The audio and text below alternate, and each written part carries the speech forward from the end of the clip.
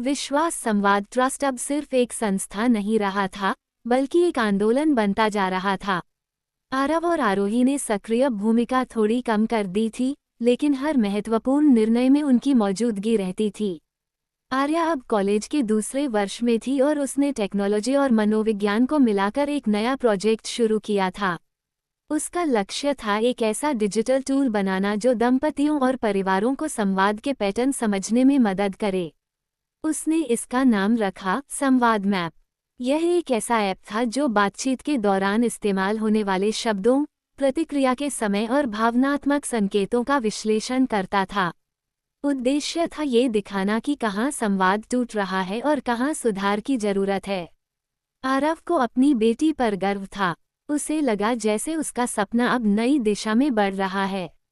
लेकिन हर नई चीज के साथ संदेह भी आता है।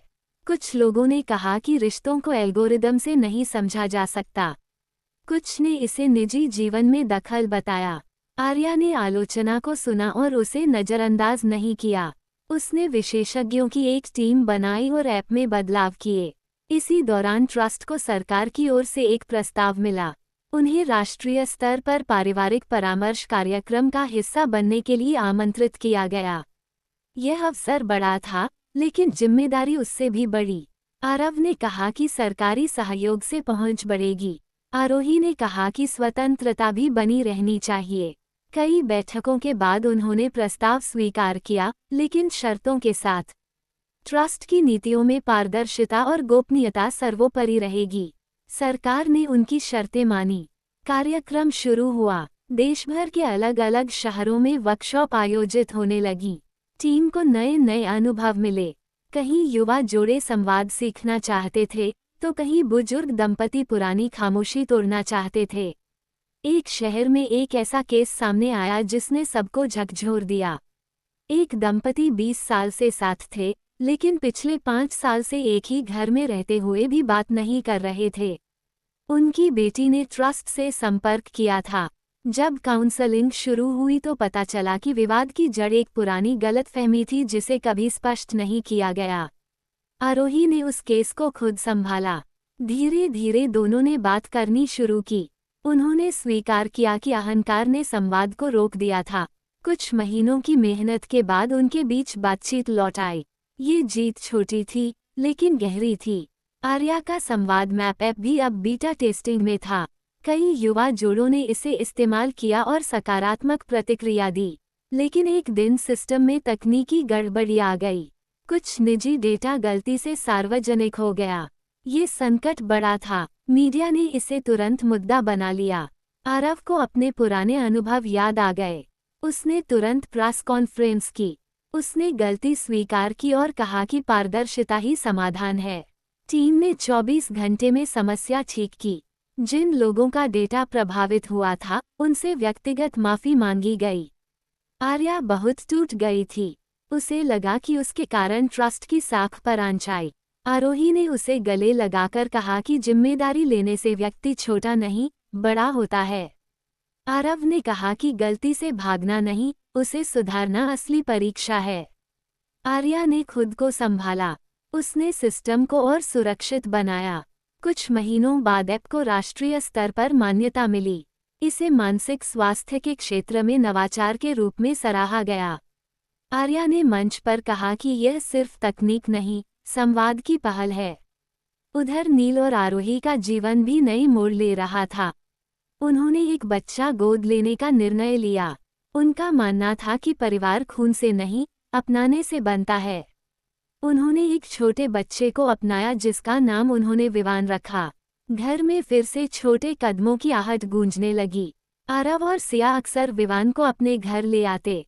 आर्या को लगा जैसे परिवार का दायरा और बड़ा हो गया है। समय के साथ ट्रस्ट का दायरा अंतर्राष्ट्रीय स्तर तक पहुंच गया। उन्हें संयुक्त राष्ट्र के एक कार्यक्रम में आमंत्रित किया गया जहां परिवार और मानसिक स्वास्थ्य पर चर्चा होनी थी। आरव और आरोही ने वहां अपनी यात्रा साझा की। उन्होंने बताया कि संवाद किसी एक संस्कृति की जरूरत नहीं, हर इंसान की जरूरत है। वापस लौटते समय आरव ने कहा कि उसने कभी नहीं सोचा था कि उसकी निजी गलती एक वैश्विक पहल में बदल जाएगी। आरोही ने जवाब दिया कि हर अनुभव में संभावना छिपी होती है। लेकिन जीवन ने एक और मोड़ रखा था। आर्या को विदेश की एक प्रतिष्ठित यूनिवर्सिटी से रिसर्च फेलोशिप का प्रस्ताव मिला। यह अवसर बड़ा था, लेकिन इसका मतलब था कुछ वर्षों के लिए परिवार से दूर जाना। आरव को अपनी बेटी पर गर्व था, लेकिन भीतर कहीं वही पुराना डर था। दूरी रिश्तों को बदल देती है। आर्या ने कहा कि दूरी से नहीं, चुप्पी से डरना चाहिए। उसने वादा किया कि संवाद कभी नहीं टूटेगा। विदाई के दिन घर में भावनाएं मिश्रित थीं।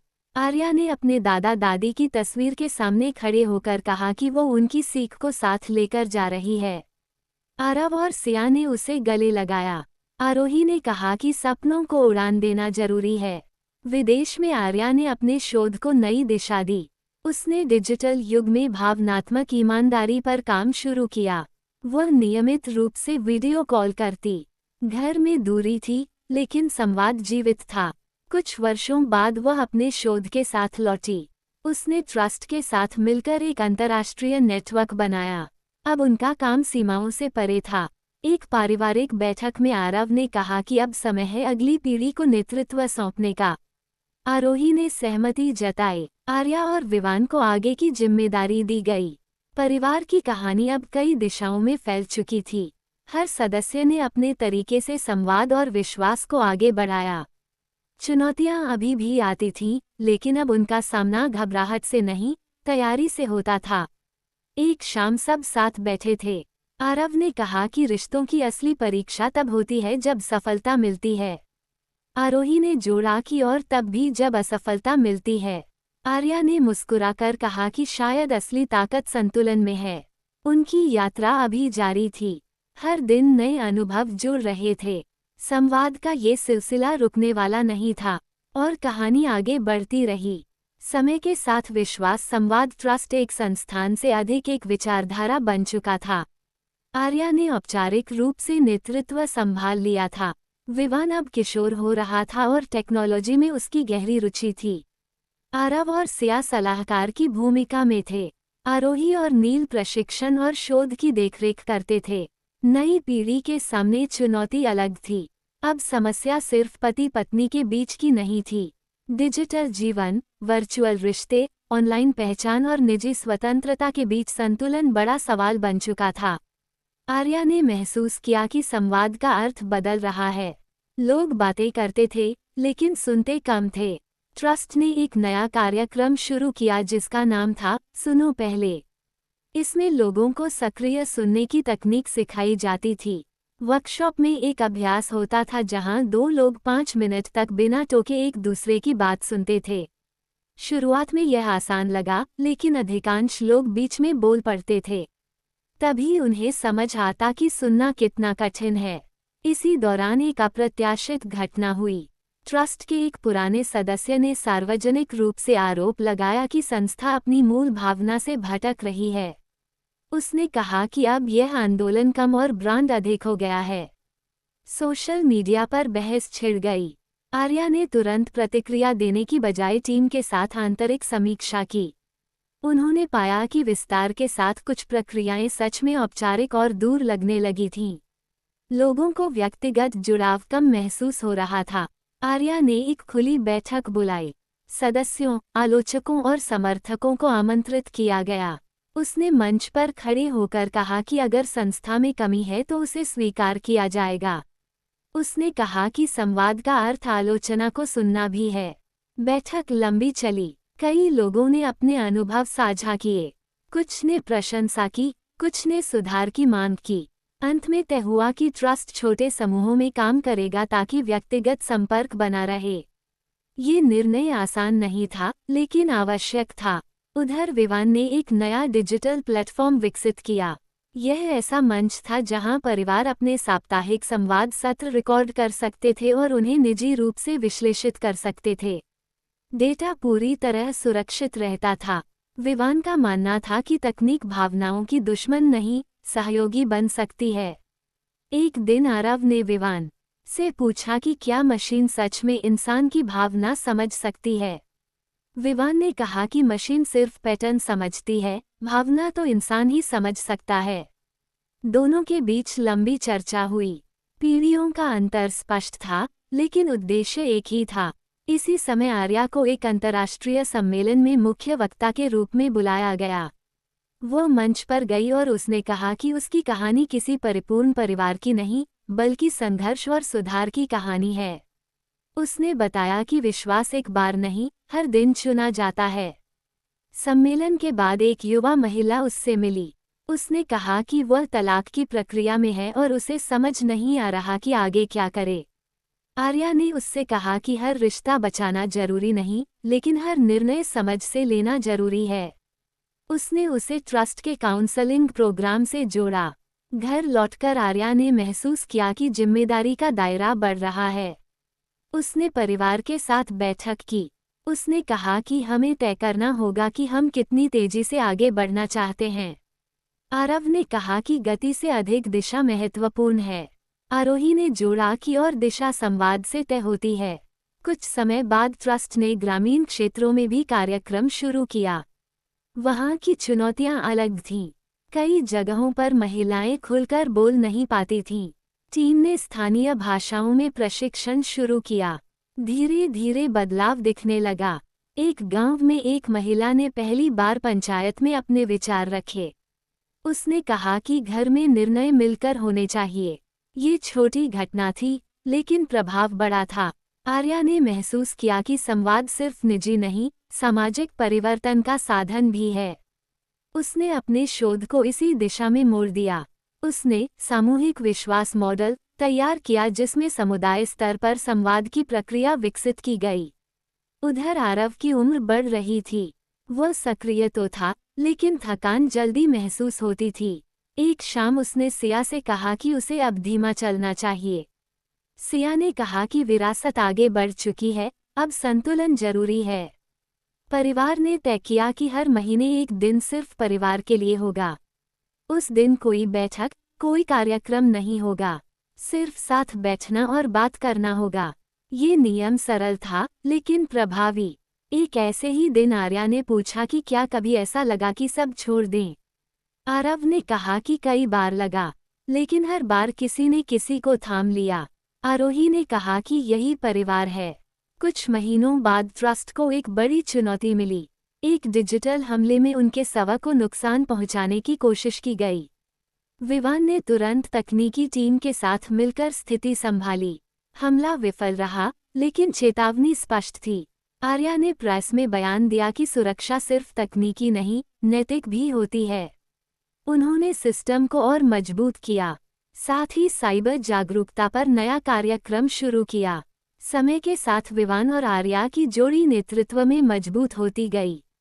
उनके विचार अलग थे, लेकिन लक्ष्य एक था। कभी कभी मतभेद होते थे, लेकिन उन्होंने तय किया था कि असहमति को विवाद नहीं बनने देंगे। एक बैठक में दोनों के बीच तीखी बहस हुई। मुद्दा था कि ट्रस्ट को निजी निवेश लेना चाहिए या नहीं। विवान को लगा कि इससे विस्तार आसान होगा। आर्या को डर था कि इससे स्वतंत्रता प्रभावित होगी। बहस के बाद दोनों ने विराम लिया। कुछ घंटों बाद फिर बैठकर शांतिपूर्वक बात की। उन्होंने बीच का रास्ता चुना। सीमित और पारदर्शी निवेश लिया जाएगा। इस निर्णय ने उन्हें सिखाया कि मतभेद भी विकास का हिस्सा होते हैं। वर्षों बाद जब ट्रस्ट ने अपनी 50वीं वर्षगांठ मनाई, तो मंच पर 3 पीढ़ियां साथ थीं। आरव ने कहा कि यह सब एक गलती से शुरू हुआ था। आरोही ने कहा कि गलती से ज्यादा महत्वपूर्ण था स्वीकार करना। आर्या ने कहा कि अब ये यात्रा आगे भी जारी रहेगी। समारोह के बाद परिवार घर लौटा। सब थके हुए थे, लेकिन संतुष्ट। विवान ने कहा कि अब अगला लक्ष्य क्या है। आर्या ने मुस्कुराकर कहा कि लक्ष्य नहीं, दिशा तय करनी है। उनकी कहानी अब किसी एक घटना पर निर्भर नहीं थी।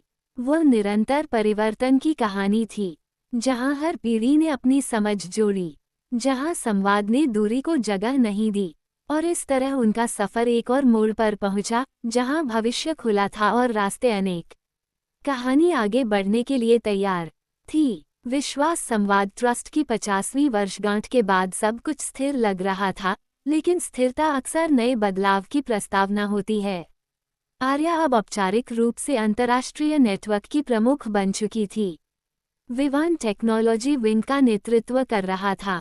आरव और सिया ने सार्वजनिक मंचों से दूरी बना ली थी, लेकिन घर की बैठकों में उनकी राय अभी भी सबसे महत्वपूर्ण मानी जाती थी।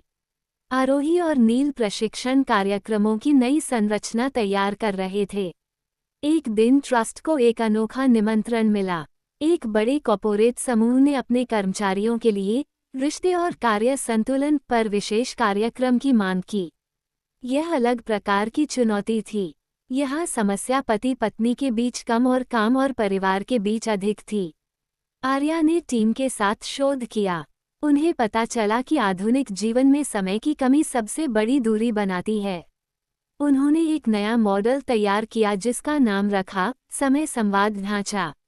इसमें सप्ताह में कम से कम 2 निर्धारित संवाद सत्र अनिवार्य किए गए, चाहे वे कितने भी व्यस्त क्यों न हों। कार्यक्रम सफल रहा। कॉर्पोरेट समूह ने सार्वजनिक रूप से इसकी सराहना की, लेकिन कुछ कर्मचारियों ने निजी तौर पर कहा कि असली समस्या सिर्फ समय नहीं, प्राथमिकता है। ये प्रतिक्रिया महत्वपूर्ण थी। उधर विवान ने ट्रस्ट के प्लेटफॉर्म पर आर्टिफिशियल इंटेलिजेंस आधारित एक नई सुविधा जोड़ी। ये सुविधा उपयोगकर्ताओं को संभावित भावनात्मक तनाव के संकेत पहले से दिखा देती थी।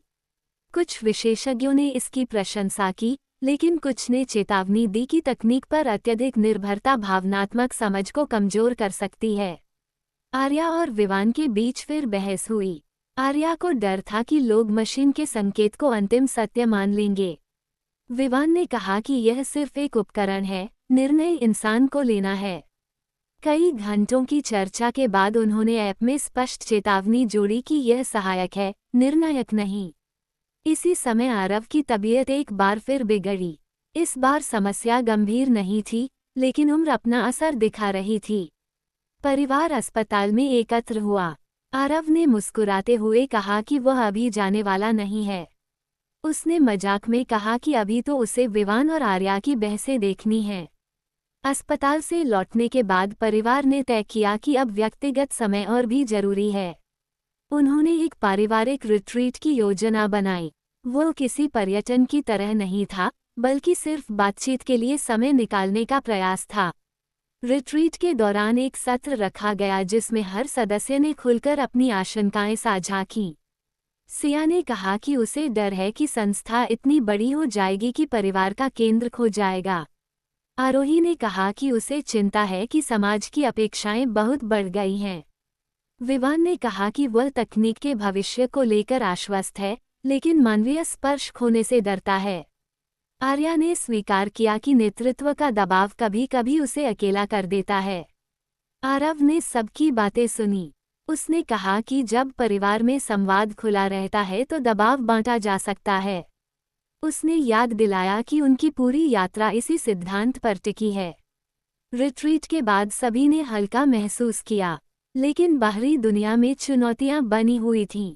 ट्रस्ट के खिलाफ एक अंतर्राष्ट्रीय मंच पर आलोचना हुई कि वे पारंपरिक परिवार की अवधारणा को बढ़ावा देते हैं। यह आरोप संवेदनशील था। आर्या ने स्पष्ट किया कि ट्रस्ट किसी एक मॉडल को श्रेष्ठ नहीं मानता। वे हर प्रकार के परिवार को संवाद और सम्मान की दृष्टि से देखते हैं। उन्होंने विविध समुदायों के प्रतिनिधियों को शामिल करते हुए एक नई सलाहकार समिति बनाई। ये कदम सकारात्मक साबित हुआ। ट्रस्ट की छवि और व्यापक हुई। इसी बीच विवान को विदेश से एक आकर्षक प्रस्ताव मिला। एक बड़ी टेक कंपनी उसे अपने रिसर्च डिवीजन का प्रमुख बनाना चाहती थी। यह अवसर उसके करियर के लिए बड़ा था, लेकिन इसका मतलब था ट्रस्ट से दूरी। विवान दुविधा में था। उसने यह बात आर्या से साझा की। आर्या ने कहा कि निर्णय उसके सपनों के अनुसार होना चाहिए, न कि सिर्फ जिम्मेदारी के अनुसार। दोनों के बीच लंबी बातचीत हुई। आखिरकार विवान ने प्रस्ताव स्वीकार किया, लेकिन शर्त रखी कि वह ट्रस्ट के टेक सलाहकार के रूप में जुड़ा रहेगा। परिवार ने उसे विदा किया। दूरी फिर आई, लेकिन इस बार डर कम था। कुछ महीनों बाद विवान ने विदेश से एक नया विचार भेजा। उसने सुझाव दिया कि ट्रस्ट एक वैश्विक डिजिटल मंच बनाए जहां अलग अलग देशों के परिवार अपने अनुभव साझा कर सकें। आर्या को यह विचार पसंद आया। उन्होंने इसे लागू करने की योजना बनाई। मंच लॉन्च हुआ। विभिन्न संस्कृतियों की कहानियां सामने आने लगीं। कहीं भाषा अलग थी, कहीं परंपरा, लेकिन मूल समस्या और समाधान में समानता थी। संवाद हर जगह जरूरी था।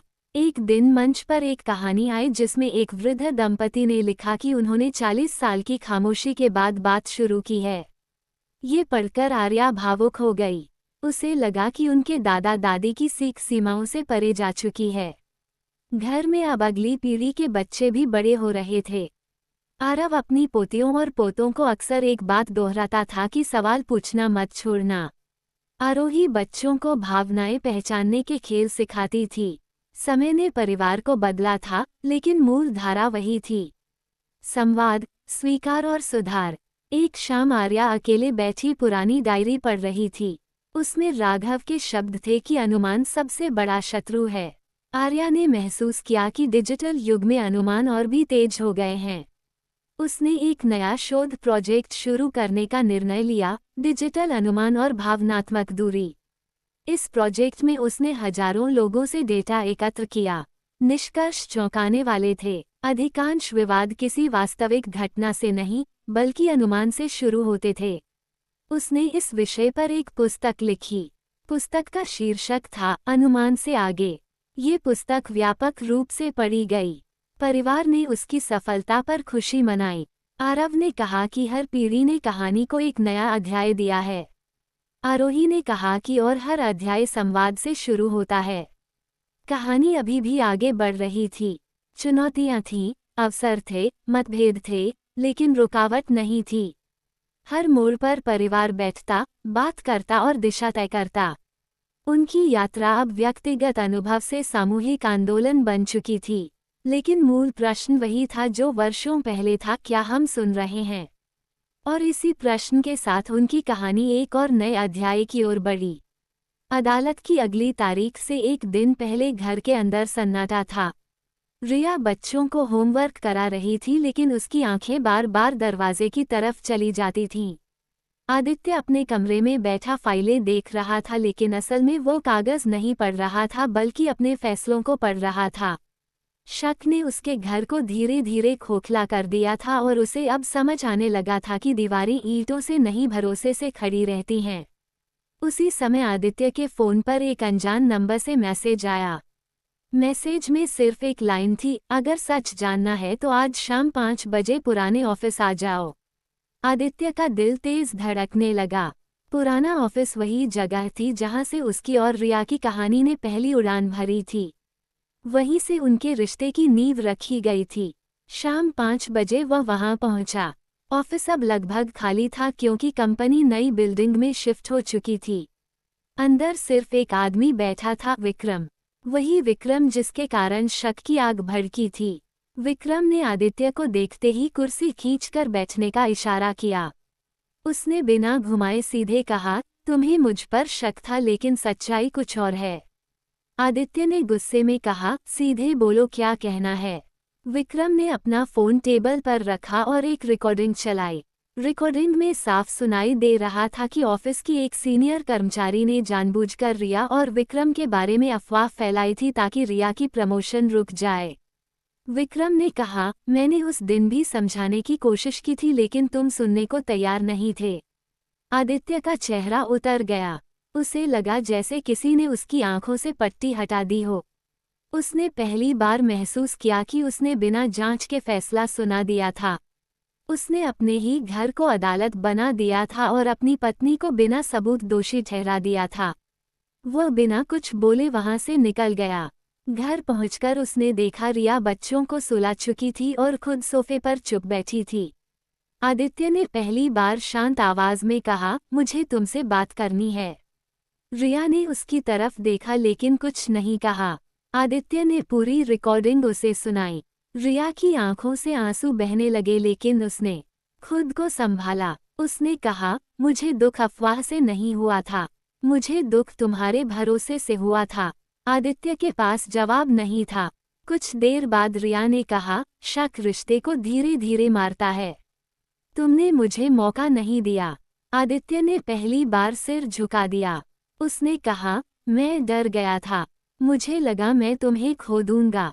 रिया ने शांत स्वर में जवाब दिया, डर ने ही खो दिया। अगले दिन अदालत में दोनों खामोश खड़े थे। जज ने पूछा, क्या आप दोनों अपने फैसले पर कायम हैं? आदित्य ने पहली बार रिया की तरफ देखा। रिया की आंखों में दर्द था लेकिन नफरत नहीं थी। आदित्य ने कहा, हमें थोड़ा समय चाहिए। रिया चौंकी लेकिन उसने विरोध नहीं किया।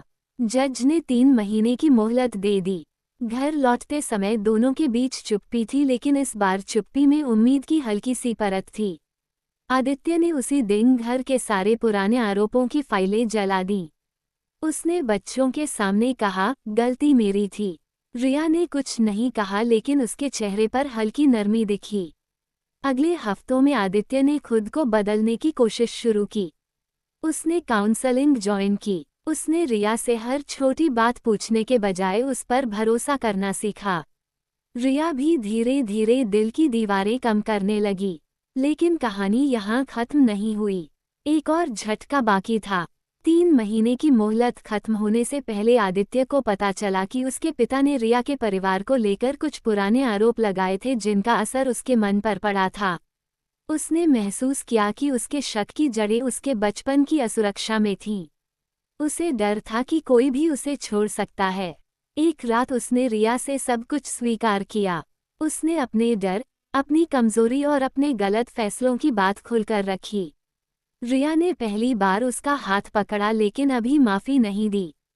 उसने कहा, माफ़ी शब्द से नहीं, समय से मिलती है। दिन बीतते गए। बच्चों ने फिर से घर में हंसना शुरू किया। आदित्य ने रिया के ऑफिस के एक कार्यक्रम में बिना किसी शक के उसके साथ जाना स्वीकार किया।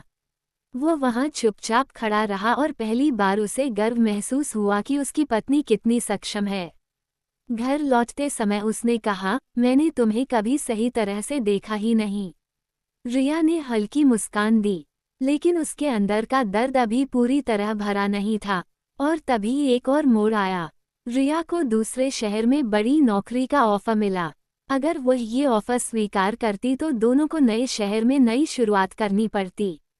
अगर नहीं करती तो उसका करियर रुक सकता था। अब फैसला रिया के हाथ में था। आदित्य ने सिर्फ इतना कहा, जो तुम्हें सही लगे वही करो। मैं इस बार तुम्हारे साथ हूँ। रिया ने उसकी आंखों में देखा। उसे पहली बार सच्चा भरोसा दिखाई दिया। लेकिन क्या ये भरोसा देर से आया था? क्या वह फिर से सब कुछ दांव पर लगा सकती थी? यहीं से उनकी कहानी नए मोड़ पर पहुंच गई। अब सवाल ये था कि क्या वे दोनों अतीत की राख से नया घर बना पाएंगे या फिर एक बार फिर हालात उन्हें अलग कर देंगे। रिया ने नौकरी का ऑफर तुरंत स्वीकार नहीं किया।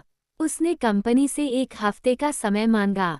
घर लौटते समय उसके मन में कई सवाल थे। क्या शहर बदलने से रिश्ते बदल जाते हैं? क्या जगह बदलने से भरोसा मजबूत हो जाता है? आदित्य बाहर से शांत दिख रहा था लेकिन भीतर बेचैनी थी।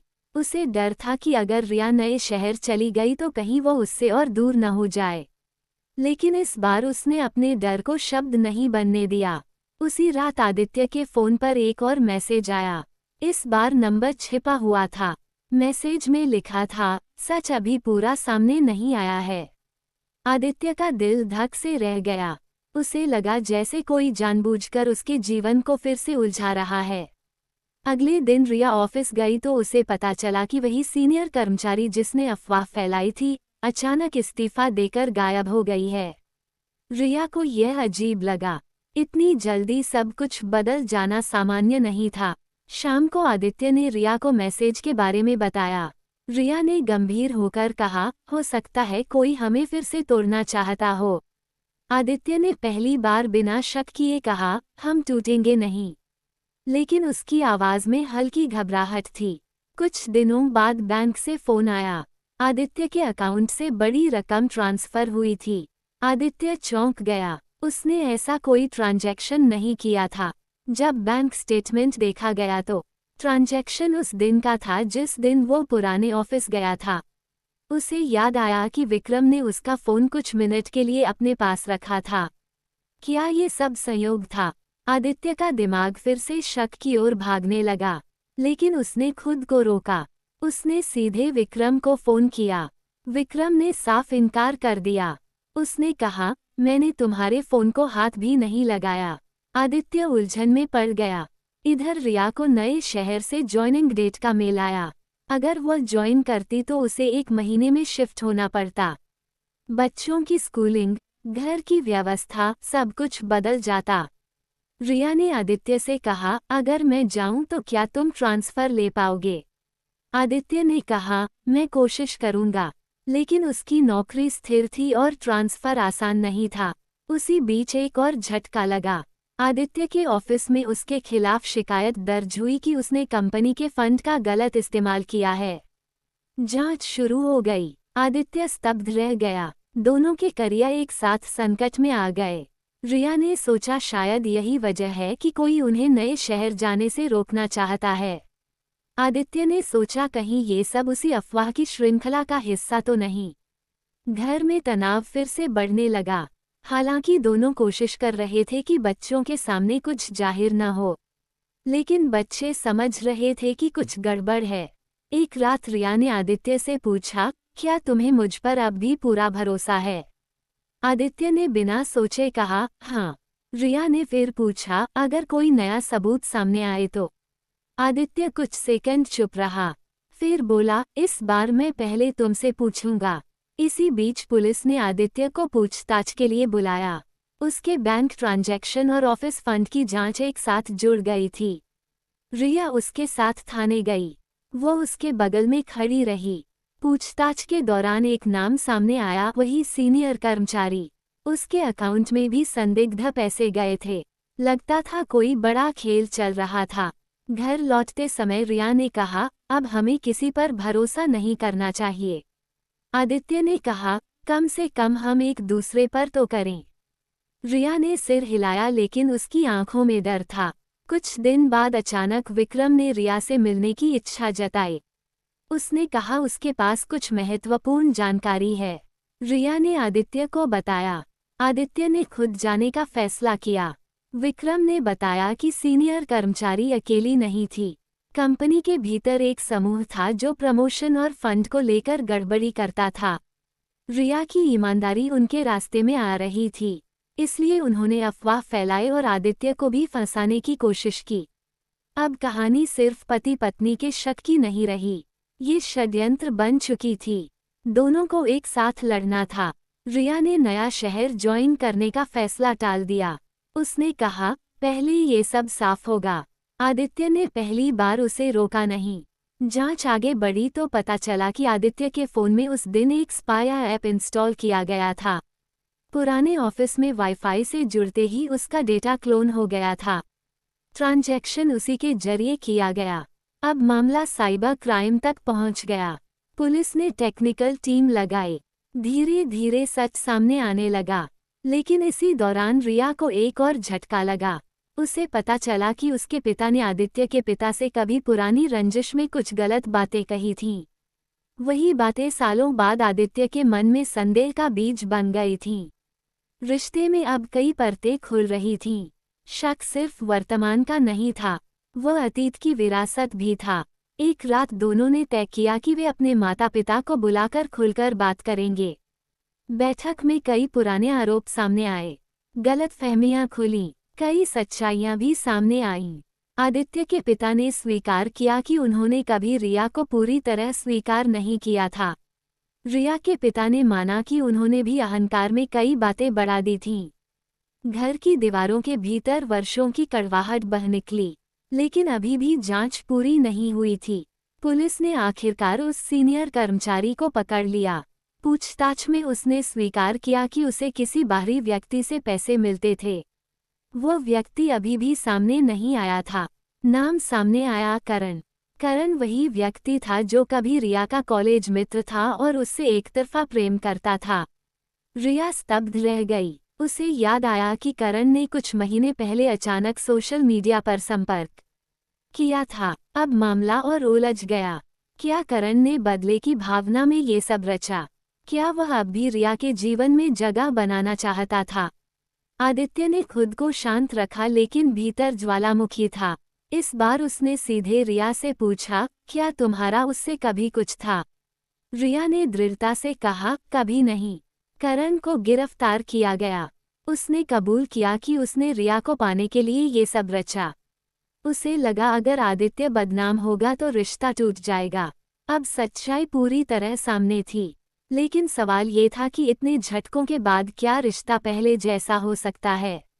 रिया ने आदित्य से कहा, हम हर बार बाहरी दुश्मन से लड़ते रहे, असली लड़ाई भीतर की है। आदित्य ने माना कि उसे खुद पर काम करना होगा। 3 महीने की अदालत वाली मोहलत लगभग खत्म हो चुकी थी। जज के सामने पेश होने का दिन आ गया। इस बार दोनों के चेहरे अलग थे। उनमें थकान थी लेकिन साथ भी था। जज ने पूछा, क्या आप तलाक चाहते हैं? आदित्य ने रिया की ओर देखा। रिया ने धीमे से कहा, फैसला जल्दबाजी में नहीं होगा। आदित्य ने कहा, हमें और समय चाहिए। जज ने कहा, आखिरी मौका। घर लौटते समय दोनों को एहसास था कि अब कोई तीसरा उन्हें नहीं तोड़ सकता, लेकिन भीतर की दरारें अभी पूरी तरह भरी नहीं थीं। और तभी एक नई समस्या सामने आई। बेटा आरव स्कूल में लड़ाई में शामिल पाया गया। उसने एक बच्चे को कहा था, मेरे मम्मी पापा अलग नहीं होंगे। ये सुनकर दोनों के दिल कांप गए। अब उन्हें समझ आया कि उनके संघर्ष का असर बच्चों पर गहरा पड़ा है। ये लड़ाई सिर्फ 2 लोगों की नहीं रही, ये पूरे परिवार की बन चुकी थी। कहानी अब उस मोड़ पर है जहां उन्हें फैसला करना है कि वे अपने डर, अपने अहंकार और अपने अतीत को जीतने देंगे या मिलकर उन्हें हराएंगे। अभी रास्ता कठिन है, लेकिन पहली बार वे दोनों एक ही दिशा में खड़े हैं। आरव उस दिन स्कूल से चुपचाप लौटा। उसने बैग एक कोने में रखा और सीधे अपने कमरे में चला गया। रिया ने देखा कि वह रोज की तरह मम्मा कहकर गले नहीं लगा। उसे समझ आ गया कि बात सिर्फ स्कूल की लड़ाई तक सीमित नहीं है। थोड़ी देर बाद स्कूल से कॉल आया। क्लास टीचर ने कहा कि आरव पिछले कुछ हफ्तों से चुप रहने लगा है। वह पहले एक्टिव था लेकिन अब अक्सर अकेला बैठता है। कभी कभी गुस्से में अचानक प्रतिक्रिया दे देता है। रिया के हाथ कांप गए। उसे याद आया कि पिछले महीने से घर में तनाव बढ़ा हुआ था। अदालत की तारीखें, पुलिस की पूछताछ, आर्थिक जांच और लगातार फुसफुसाहटें। बच्चे सब देख रहे थे। आदित्य शाम को घर आया तो रिया ने स्कूल की बात बताई। आदित्य तुरंत आरव के कमरे में गया। आरव बिस्तर पर बैठा था और दीवार को देख रहा था। आदित्य ने पास बैठकर पूछा, क्या हुआ बेटा? आरव ने पहले कुछ नहीं कहा, फिर अचानक पूछा, आप लोग अलग हो जाओगे क्या? आदित्य का गला सूख गया। उसने जवाब देने से पहले खुद को संभाला। रिया भी कमरे में आ गई। आरव ने कहा, स्कूल में सब बोल रहे थे कि जिनके मम्मी पापा कोर्ट जाते हैं वो अलग हो जाते हैं। उसकी आंखें भर आईं। उसने धीरे से कहा, मैं किसी के साथ नहीं जाऊंगा, मैं दोनों के साथ रहूंगा। रिया ने उसे गले लगा लिया। आदित्य ने पहली बार महसूस किया कि उनके फैसलों की चोट सबसे गहरी बच्चों पर पड़ी है। दूसरी तरफ छोटी बेटी अनाया अलग तरह से प्रतिक्रिया दे रही थी। वह ज्यादा चिपकने लगी थी। रिया किचन में जाती तो वह पीछे खड़ी हो जाती। आदित्य ऑफिस जाता तो वह बार बार पूछती, आप वापस आओगे ना? एक रात अनाया को बुरा सपना आया। वह रोते हुए बोली, मम्मा को कोई ले जा रहा था। रिया ने उसे सीने से लगाया लेकिन उसके अपने आंसू तकिए में भीग रहे थे। अगले दिन दोनों ने तय किया कि वे बच्चों को फैमिली काउंसलर के पास ले जाएंगे। काउंसलर ने बच्चों से अलग अलग बात की। आरव ने कहा, पापा मम्मी एक दूसरे से धीरे बात नहीं करते। अनाया ने कहा, घर में आवाज बदल जाती है। काउंसलर ने साफ कहा, बच्चे शब्दों से ज्यादा माहौल महसूस करते हैं। ये वाक्य दोनों के दिल में उतर गया। घर लौटते समय कार में सन्नाटा था। आदित्य ने स्टीयरिंग कसकर पकड़ा हुआ था। रिया खिड़की से बाहर देख रही थी लेकिन सोच भीतर की थी। उस रात उन्होंने बच्चों के सामने खुलकर बात करने का फैसला किया। डाइनिंग टेबल पर चारों बैठे। आदित्य ने कहा, हमारे बीच कुछ मतभेद थे लेकिन हम कोशिश कर रहे हैं। रिया ने जोड़ा, कोई भी फैसला तुम्हें छोड़कर नहीं होगा। आरव ने सीधा सवाल किया, अगर आप लोग फिर लड़ोगे तो? आदित्य ने कहा, तो हम दरवाजा बंद करके बात करेंगे, तुम्हारे सामने नहीं। रिया ने पहली बार मुस्कुराकर आरव का हाथ पकड़ा। लेकिन समस्या इतनी सरल नहीं थी। स्कूल में अफवाहें फैल चुकी थीं। एक बच्चे ने आरव से कहा, मेरे पापा बोल रहे थे कि तुम्हारे पापा जेल जा सकते हैं। आरव ने उसी गुस्से में धक्का दिया था। अब आदित्य को समझ आया कि उसका ऑफिस केस भी बच्चों तक पहुंच चुका है। उसे लगा जैसे वह पिता होने की परीक्षा में असफल हो रहा है। कुछ दिनों बाद स्कूल ने पेरेंट्स मीटिंग बुलाई। काउंसलर ने सुझाव दिया कि दोनों साथ आएं। वे साथ गए। दूसरे अभिभावक उन्हें देख रहे थे। रिया ने देखा कि कुछ लोग फुसफुसा रहे थे। आदित्य ने इस बार उसका हाथ पकड़ा और छोड़ा नहीं। वह पहली बार सार्वजनिक रूप से उसके साथ मजबूती से खड़ा था। मीटिंग में टीचर ने कहा कि आरव पढ़ाई में अच्छा है लेकिन भावनात्मक रूप से अस्थिर हो रहा है। अनाया क्लास में ड्राइंग बनाती है जिसमें घर के बीच में दीवार खींचती है।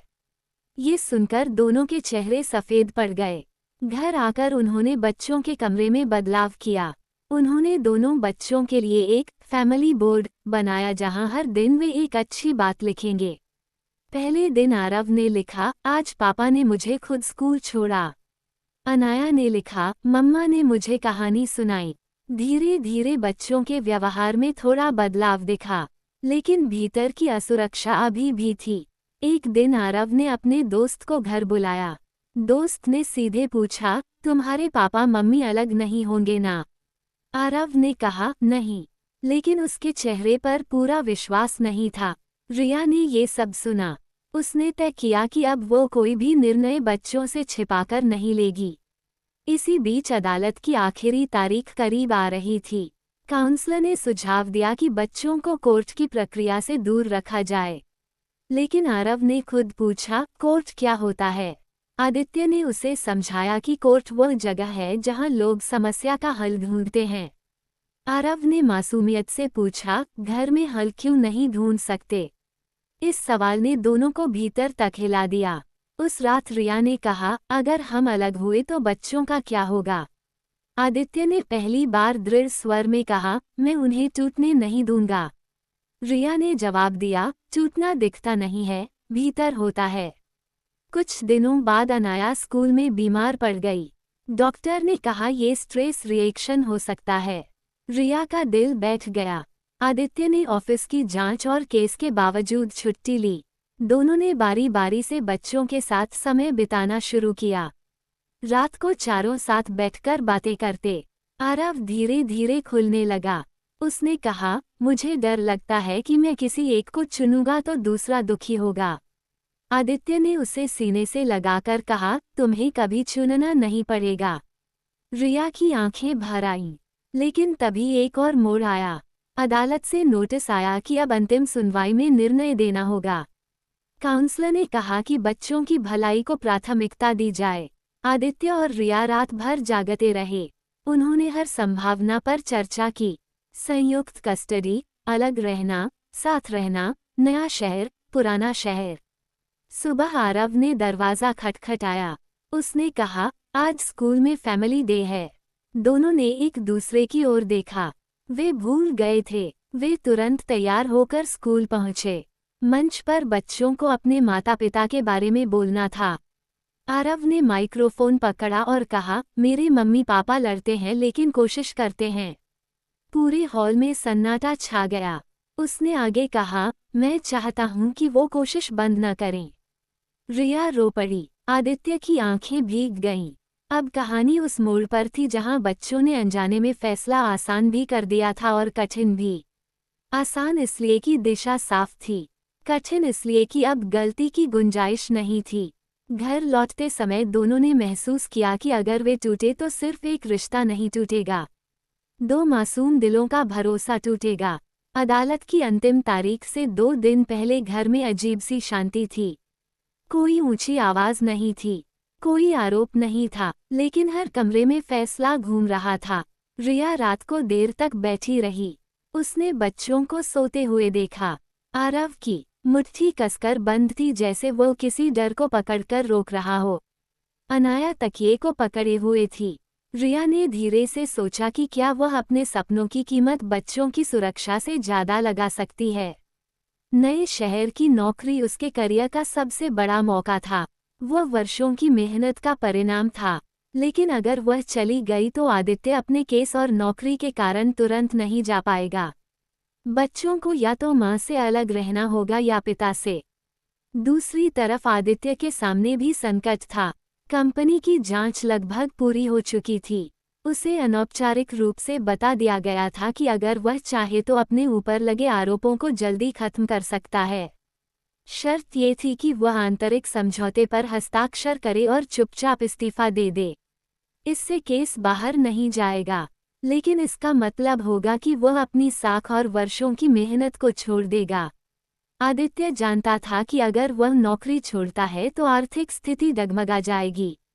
घर की ईएमआई, बच्चों की पढ़ाई, भविष्य की योजनाएं, सब कुछ प्रभावित होगा। लेकिन अगर वह केस को लंबा खींचता है तो अदालत के साथ साथ ये लड़ाई भी चलेगी और बच्चों पर असर और गहरा होगा। उसी रात आदित्य के पिता ने उसे फोन किया। उन्होंने कहा कि परिवार की इज्जत सबसे बड़ी होती है। उन्होंने संकेत दिया कि समझौता कर लेना ही बेहतर है। आदित्य को लगा जैसे फिर वही पुराना दबाव उसके सामने खड़ा है। रिया के सामने भी उसके पिता का फोन आया। उन्होंने कहा कि वह नया शहर ज्वाइन कर ले। उन्होंने कहा कि अगर रिश्ता बचाना है तो दूर रहकर भी बचाया जा सकता है। रिया चुप रही। उसे पता था कि दूरी सिर्फ किलोमीटर की नहीं होती। अगले दिन काउंसलर से आखिरी सेशन था। काउंसलर ने दोनों से अलग अलग पूछा कि वे किस बात से सबसे ज्यादा डरते हैं। रिया ने कहा कि उसे डर है कि वह अपने बच्चों की नज़रों में कमजोर मां बन जाएगी। आदित्य ने कहा कि उसे डर है कि वह अपने बच्चों की नज़रों में गलत पिता बन चुका है। काउंसलर ने कहा कि कभी कभी त्याग का मतलब हार नहीं होता। कभी कभी त्याग सबसे बड़ा साहस होता है। घर लौटते समय आदित्य ने अचानक कार रोकी। उसने कहा कि वह फैसला कर चुका है। रिया ने उसकी तरफ देखा। आदित्य ने कहा कि वह कंपनी का समझौता स्वीकार करेगा और इस्तीफा दे देगा। रिया चौंक गई। उसने कहा कि यह अन्याय है। आदित्य ने शांत स्वर में कहा कि न्याय अदालत में मिल सकता है, लेकिन बच्चों को स्थिरता अभी चाहिए। रिया ने पूछा कि फिर आगे क्या? आदित्य ने कहा कि वह नई शुरुआत करेगा। छोटी नौकरी से भी चलेगा, लेकिन वह बच्चों के सामने रोज मौजूद रहेगा। रिया की आंखें भर आईं। उसे लगा जैसे आदित्य पहली बार सच में पिता बनकर सोच रहा है। लेकिन उसी क्षण उसके मन में दूसरा विचार आया। अगर वह भी नया शहर छोड़ दे तो उसका करियर रुक जाएगा। क्या दोनों त्याग करेंगे तो घर संभल पाएगा? उस रात रिया ने भी फैसला लिया। अगले दिन उसने कंपनी को मेल लिखा कि वो ऑफर स्वीकार नहीं कर पाएगी। उसने लिखा कि पारिवारिक कारणों से वह स्थानांतरण नहीं कर सकती। मेल भेजते समय उसके हाथ कांपे। उसे लगा जैसे उसने अपनी पहचान का एक हिस्सा छोड़ दिया हो। शाम को उसने आदित्य को ये बताया। आदित्य स्तब्ध रह गया। उसने कहा कि वो उसके लिए ऐसा बलिदान नहीं चाहता था। रिया ने कहा कि यह किसी के लिए नहीं बल्कि परिवार के लिए है। दोनों ने पहली बार महसूस किया कि वे एक दूसरे के खिलाफ नहीं बल्कि एक ही दिशा में खड़े हैं। लेकिन कीमत बड़ी थी। अदालत का दिन आ गया। जज ने पूछा कि क्या वे तलाक चाहते हैं। आदित्य ने कहा कि वह तलाक नहीं चाहता। रिया ने कहा कि वह भी रिश्ता बचाना चाहती है। जज ने पूछा कि क्या यह फैसला दबाव में लिया गया है। दोनों ने एक साथ कहा नहीं। अदालत ने केस स्थगित कर दिया। शर्त रखी गई कि 6 महीने बाद रिपोर्ट दी जाए। घर लौटते समय बच्चों को कुछ नहीं बताया गया, लेकिन आरव ने उनकी आंखों में बदलाव देख लिया। उसने पूछा, सब ठीक है? रिया ने कहा, हम कोशिश कर रहे हैं। इस बार आवाज में सच्चाई थी। कुछ दिनों बाद आदित्य ने कंपनी से इस्तीफा दे दिया। खबर फैल गई। कुछ लोगों ने कहा कि वह दोषी था इसलिए गया। कुछ ने कहा कि वह डर गया। आदित्य ने सफाई नहीं दी। उसने सिर्फ अपने बच्चों के साथ समय बिताना शुरू किया। रिया ऑफिस जाती रही लेकिन अब अतिरिक्त काम नहीं लेती थी। वह शाम को समय पर घर आती। दोनों ने साथ मिलकर बजट बनाया। खर्च कम किए गए, लेकिन बलिदान का असर भीतर भी था। रिया को कभी कभी लगता कि उसने अपने सपनों को आधा छोड़ दिया है। आदित्य को कभी कभी लगता कि उसने अपने सम्मान को दांव पर लगा दिया। दोनों इन भावनाओं को छिपाने की कोशिश करते। एक रात आरव ने कहा कि वो पापा के साथ प्रोजेक्ट बनाना चाहता है। आदित्य ने पूरा दिन उसके साथ बिताया। अनाया ने माँ के साथ डांस सीखा। घर में हल्की हंसी लौटने लगी। लेकिन तभी एक और परीक्षा आई। रिया की कंपनी में अचानक छटनी की खबर आई। उसका नाम भी सूची में था। नया शहर छोड़ने के बाद अब पुरानी नौकरी भी खतरे में थी। रिया ने ये खबर आदित्य को दी। आदित्य ने बिना सोचे कहा कि वह छोटी सी कंसल्टेंसी शुरू करेगा। वह अपने अनुभव का उपयोग करेगा। रिया ने कहा कि जोखिम बड़ा है। आदित्य ने कहा कि जीवन पहले ही बदल चुका है। कुछ हफ्तों में रिया की नौकरी चली गई। घर की आय लगभग आधी रह गई। तनाव फिर बढ़ सकता था, लेकिन इस बार दोनों ने एक दूसरे को दोष नहीं दिया। उन्होंने घर का एक कमरा ऑफिस में बदल दिया। आदित्य ने छोटे क्लाइंट्स के साथ काम शुरू किया। रिया ने भी फ्रीलांस प्रोजेक्ट लेना शुरू किया। बच्चों ने देखा कि उनके माता पिता हार नहीं मान रहे। एक दिन आरव ने कहा, आप दोनों हीरो हो। दोनों मुस्कुरा दिए। उन्हें लगा कि शायद उनका त्याग व्यर्थ नहीं गया। लेकिन कहानी यहीं नहीं रुकती। आर्थिक संकट गहरा था। बैंक से कॉल आने लगे। ईएमआई की तारीख नजदीक थी। आदित्य ने सोचा कि वह घर बेच देगा। रिया ने पहले विरोध किया, लेकिन फिर समझ गई कि स्थिरता ईंटों से नहीं बनती। उन्होंने छोटा घर लेने का फैसला किया। बच्चों को समझाया गया कि वे नई जगह शिफ्ट होंगे। आरव ने पूछा, क्या हम सब साथ रहेंगे? आदित्य ने कहा, हाँ। शिफ्टिंग के दिन रिया ने पुराने घर को आखिरी बार देखा। उसे लगा जैसे वह सिर्फ मकान नहीं बल्कि अपने पुराने अहंकार को भी छोड़ रही है। आदित्य ने महसूस किया कि उसने पद और प्रतिष्ठा का बोझ उतार दिया है। नया घर छोटा था लेकिन चारों एक साथ थे। बच्चों ने दीवार पर फिर से फैमिली बोर्ड लगाया। पहली लाइन आरव ने लिखी, हम साथ हैं। त्याग का असली अर्थ अब सामने था। उन्होंने करियर, पैसा, प्रतिष्ठा सब पर समझौता किया, लेकिन रिश्ते को मौका दिया। अभी भी चुनौतियां खत्म नहीं हुई हैं। आर्थिक दबाव, समाज की बातें, अंदर की अधूरी इच्छाएं। लेकिन अब वे दुश्मन नहीं हैं। अब वे साथी हैं। नए घर में आए हुए अभी 10 दिन ही हुए थे। कमरे छोटे थे। सामान आधा कर दिया गया था। कई चीजें बेच दी गई थीं। फिर भी खर्च कम नहीं लग रहे थे।